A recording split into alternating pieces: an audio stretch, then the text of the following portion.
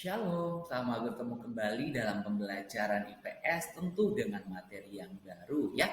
Pada pertemuan kali ini kita akan sama-sama membahas yaitu materi yang baru tentang perubahan sosial budaya dan globalisasi. Nah, berbicara mengenai perubahan, pasti setiap hari kita mengalami yang namanya perubahan itu sendiri. Oke, apa yang menjadi tujuan dari pembelajaran kita menyangkut dengan perubahan sosial budaya dalam masyarakat? Nah, adapun yang menjadi tujuan pembelajaran kita ya, yang pertama ya, kalian dapat menjelaskan secara sederhana konsep dari perubahan sosial itu sendiri. Yang kedua, kalian dapat menyebutkan bentuk-bentuk perubahan sosial budaya yang ada di dalam masyarakat. Serta yang ketiga, kalian dapat menyebutkan faktor-faktor yang menyebabkan terjadinya perubahan sosial yang ada di dalam masyarakat itu sendiri.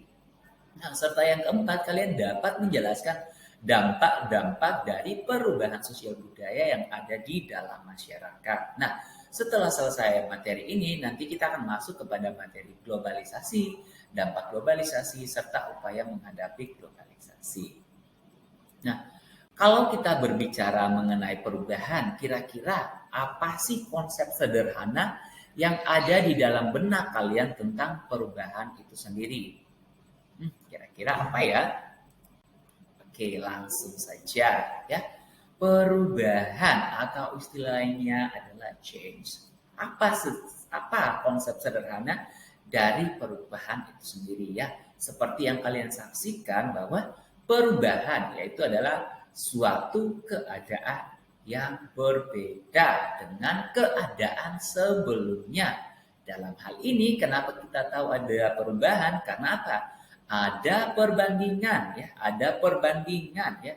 Terus ada ketidaksesuaian. Nah, itulah mengapa kita bisa tahu ada yang namanya perubahan. Nah, perubahan bisa mengacu kepada dua hal. Nah, kalau perubahan mengacu kepada arah yang lebih baik namanya progres ya, sedangkan perubahan yang mengarah kepada kemunduran namanya regress ya. Nah, selanjutnya kita akan membahas apa secara sederhana konsep dari perubahan sosial dan perubahan kebudayaan. Nah, perlu kalian perhatikan di sini bahwa perubahan sosial atau social change merupakan bahwa perubahan yang menyangkut dengan struktur sosial ataupun berkaitan dengan lembaga-lembaga sosial. Jadi, kata kunci yang kalian harus ingat bahwa perubahan sosial yaitu adalah perubahan menyangkut dengan struktur ya, dalam hal ini berkaitan dengan lembaga-lembaga sosial. Nah, tentu kalian masih ingat ya materi kelas 7 tentang lembaga-lembaga sosial itu sendiri ya. Ada lembaga pendidikan ya, lembaga ekonomi, lembaga politik, lembaga agama, dan lembaga pendidikan ya. Yang berubah di dalamnya itu adalah ya lembaga-lembaganya. Jadi perubahan sosial lebih mengarah kepada kelompok. Nah, terus berikutnya ada yang namanya perubahan kebudayaan atau culture change. Apa sih konsepnya? Nah, yang perlu kalian ketahui di sini perubahan kebudayaan itu adalah perubahan yang berkaitan dengan kebudayaan masyarakat dalam bentuk kebiasaan, adat istiadat, nilai dan norma ya. Kalau perubahan sosial lebih mengarah kepada lembaga atau struktur sosial, sedangkan perubahan kebudayaan ya lebih mengarah kepada bentuk kebiasaan, adat istiadat, nilai dan norma ya, seperti itu. Nah, selanjutnya setelah kita tahu tentang konsep dari perubahan sosial dan perubahan kebudayaan, tentu kita harus tahu dulu ya. Tentu kita harus tahu bentuk-bentuk perubahan sosial yang terjadi di dalam masyarakat itu ada apa saja. Nah, di sini kita menjelaskan 3 poin penting ya menyangkut dengan bentuk-bentuk perubahan sosial yang terjadi di dalam masyarakat. Secara sederhananya, bentuk-bentuk perubahan yang terjadi itu sendiri terdiri atas 3. Yang pertama menurut waktunya, yang kedua menurut pengaruhnya atau dampaknya, yang ketiga menurut perencanaannya ya. Kalian bisa lihat bahwa menurut waktunya itu sendiri terdiri atas dua ya. Ada yang namanya evolusi dan ada yang namanya revolusi. Sedangkan menurut dampaknya atau pengaruhnya terdiri atas dua ya. Baik pengaruhnya besar atau pengaruhnya kecil. Sedangkan menurut perencanaannya terdiri atas dua juga. Ya, ada yang direncanakan dan ada yang tidak direncanakan. Oke, kita akan bahas satu persatu menyangkut dengan bentuk-bentuk perubahan sosial ya. Kita akan lihat yang pertama yaitu dilihat dari waktunya. Nah, kalau kalian perhatikan dilihat dari waktunya itu sendiri ya. Tadi Pak Mister jelasin bahwa terdiri atas dua. Ada yang namanya revolusi, ada yang namanya evolusi. Nah, kira-kira ada yang masih ingat gak nih? Ada yang tahu nggak nih ya? Apa konsep sederhana dari evolusi dan revolusi?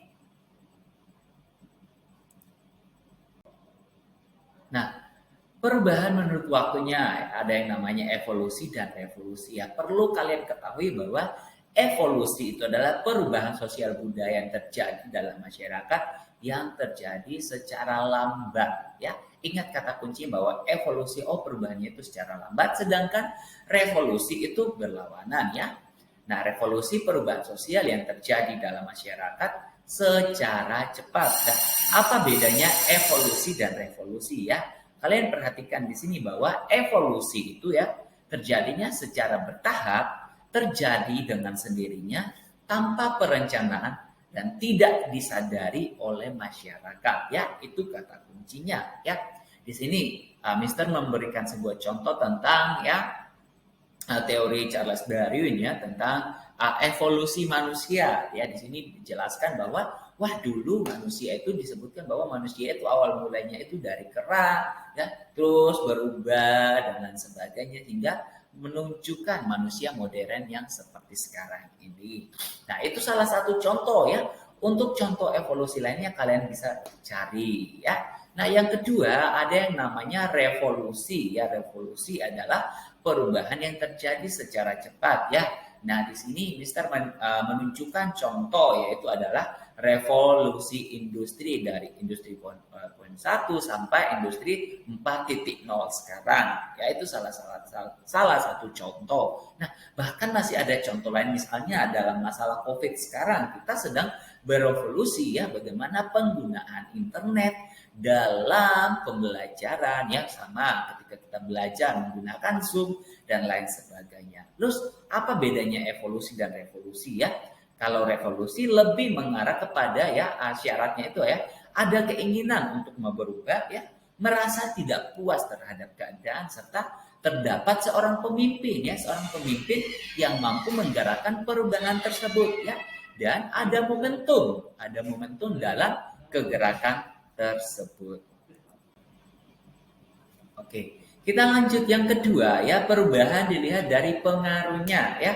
Perubahan dilihat dari pengaruhnya juga terdiri atas dua, yaitu dilihat dari pengaruhnya yang kecil atau pengaruhnya yang besar. Nah, kenapa dampaknya itu ada yang kecil ada yang besar? Ya, perlu kalian ketahui bahwa pengaruh dilihat itu dari yang kecil artinya apa? Hanya sebagian masyarakat saja yang merasakan perubahan tersebut. Nah, misalnya di sini Mister memberikan contoh tentang perubahan model fashion ya. Kalau kalian perhatikan di sini bahwa ada berbagai model fashion wanita. Nah, artinya apa?